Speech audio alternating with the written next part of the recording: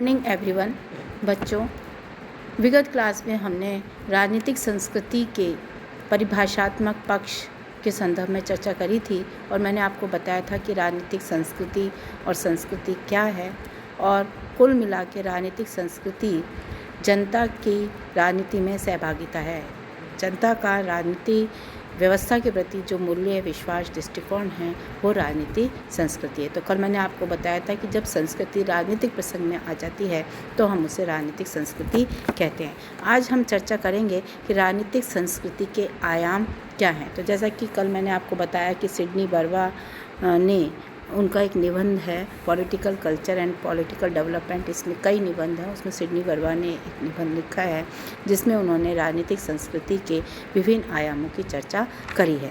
पहला आयाम है राष्ट्रीय एकरूपता। राजनीतिक संस्कृति के लिए आवश्यक है कि राष्ट्रीय एकरूपता होनी चाहिए। राजनीतिक एकरूपता या समानता संभवतः सर्वाधिक निर्णायक राजनीतिक विश्वास है। इसका आशय है कि व्यक्ति कितनी सीमा तक अपने राज्य का सदस्य समझते हैं, यानी राज्य के प्रति भक्ति होनी चाहिए, राज्य में उसको विश्वास होना चाहिए और राष्ट्र के प्रति उसकी भक्ति, सद्भावना और एकता होनी चाहिए। तो जिस राज्य में या जिस व्यवस्था में ये राष्ट्रीय एकरूपता पाई जाती है, व्यक्तियों में विविधता होते हुए भी एकरूपता होती है, वहाँ पर राजनीतिक संस्कृति जो है उसकी अवधारणा सशक्त रूप में दिखाई देती है। और राजनीतिक संस्कृति यानी कि राजनीति में जनता की सहभागिता जहाँ ज़्यादा है वहाँ राजनीतिक व्यवस्था जो है वो सुदृढ़ है, और जहाँ राजनीतिक व्यवस्था सुदृढ़ है वहाँ राजनीतिक आधुनिकीकरण का जो प्रोसेस है वो भी अपनी तीव्र गति में है। तो इस तरीके से पहला ये आवश्यक है कि राष्ट्रीय एकरूपता हो। दूसरा, अपने सभी नागरिकों में एकरूपता।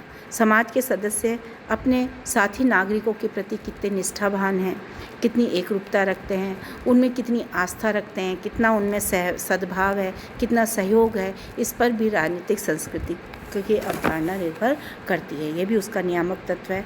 आपस में सद्भाव, मधुर संबंध, विभिन्नता होने के बावजूद भी उनमें एकता है, एकरूपता है। तो राजनीतिक संस्कृति का यह आयाम जो है ये एक राजनीतिक अभिनेता के प्रति विश्वास है कि जनता अपने राजनीतिक अभिनेता में, जो उनके लीडर्स हैं, उनमें कितना विश्वास रखती है।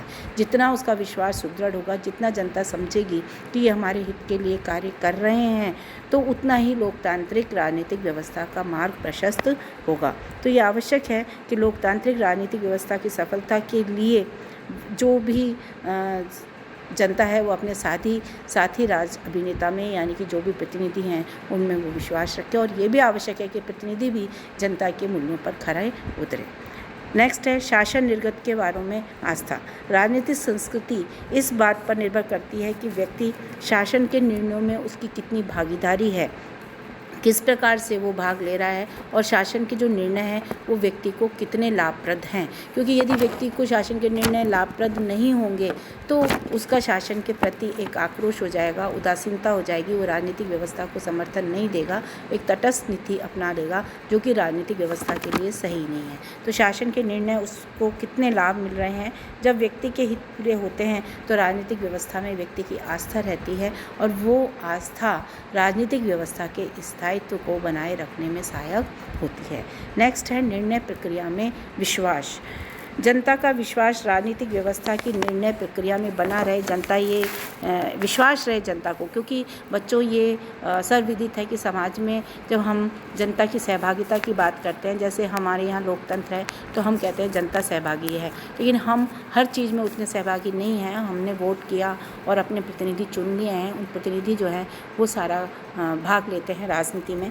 तो ये आवश्यक, ये संभव है कि समाज का एक कुछ थोड़े से व्यक्ति ही निर्णय प्रक्रिया में भाग लेते हैं, लेकिन जनता को विश्वास होना चाहिए कि जनता का विश्वास बना रहे कि वे समाज की सामान्य निर्णय प्रक्रिया में भागीदार है, उससे राजनीतिक व्यवस्था वैध रहती है और जनसाधारण का पूर्ण समर्थन प्राप्त करती है। यदि जनता में विश्वास खत्म हो जाएगा तो राजनीतिक व्यवस्था के अस्तित्व पे प्रश्नवाचक चिन्ह लग जाएगा। तो इस तरीके की बातें हैं और ये नियामक तत्व हैं जो कि मैंने आपको बताया, जिनको कि हम राजनीतिक संस्कृति के आयाम भी कह सकते हैं। अब इसके बाद बच्चों हम देखते हैं राजनीतिक संस्कृति के प्रकार। तो राजनीतिक संस्कृति के प्रकारों को कई विचारकों ने अपने अपने आधार आधार पर डिफाइन किया है। संख्या और शक्ति के आधार पर दो प्रकार की राजनीतिक संस्कृति बताइए। एक तो अभिजनात्मक राजनीतिक संस्कृति और जन संस्कृति। अभिजनात्मक राजनीतिक संस्कृति होती है एलिट क्लास की, अभिजन वर्ग की, क्योंकि जब मार्क्स की हम बात करते हैं तो मार्क्स ने भी दो वर्ग बताए हैं, है ना। एक तो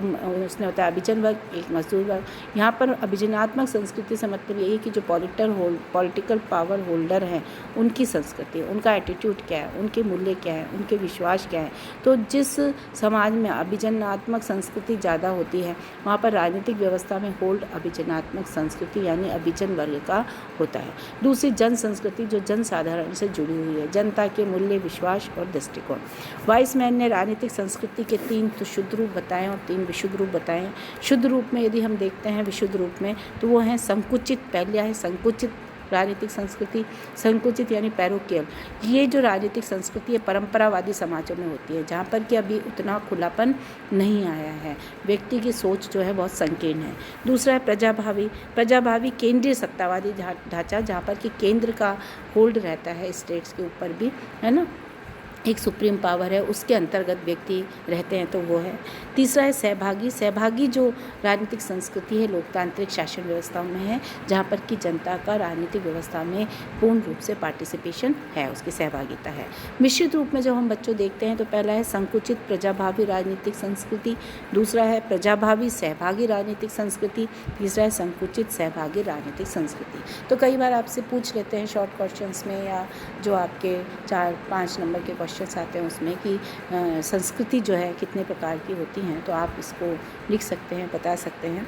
इसके बाद हम देखते हैं प्रोफेसर एस फाइनर ने 4 प्रकार बताए संस्कृति के: परिपक्व, विकसित और निम्न और न्यून स्तरीय राजनीतिक संस्कृति। प्रमुख रूप से आमंड के रूप में पूछा जा सकता है कि आमंड ने संस्कृति के कितने प्रकार बताए हैं। तो आमंड ने संस्कृति के 4 प्रकार बताए बच्चों। पहला है आंग्ल अमेरिकी राजनीतिक व्यवस्थाओं में राजनीतिक संस्कृति, दूसरा है महाद्वीप यूरोपीय राजनीतिक व्यवस्था में राजनीतिक संस्कृति, तीसरा है पूर्व औद्योगिक राजनीतिक व्यवस्था में राजनीतिक संस्कृति और 4th है सर्वाधिकारवादी राजनीतिक व्यवस्था में राजनीतिक संस्कृति। तो बच्चों इस तरीके से जिस तरीके से मैंने आपको बताया इसकी हमने प्रकारों के बारे में भी चर्चा करी और मैंने आयाम भी आपको बताया, तो कुल मिलाकर आपको ये समझ में आ गया होगा कि राजनीतिक संस्कृति जो है ये राजनीतिक व्यवस्था के साथ जुड़ी हुई है। व्यक्ति का जो मूल्य, विश्वास, दृष्टिकोण राजनीतिक व्यवस्था के प्रति होता है वो ही राजनीतिक संस्कृति कहलाती है।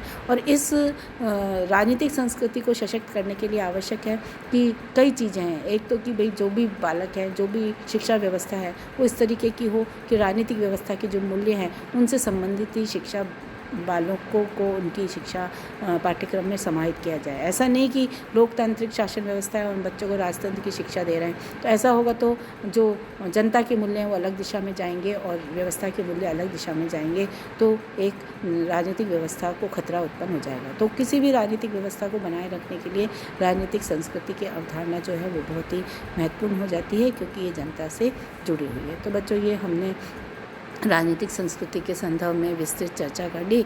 आगे की क्लास में हम ई गवर्नेंस के संदर्भ में चर्चा करेंगे।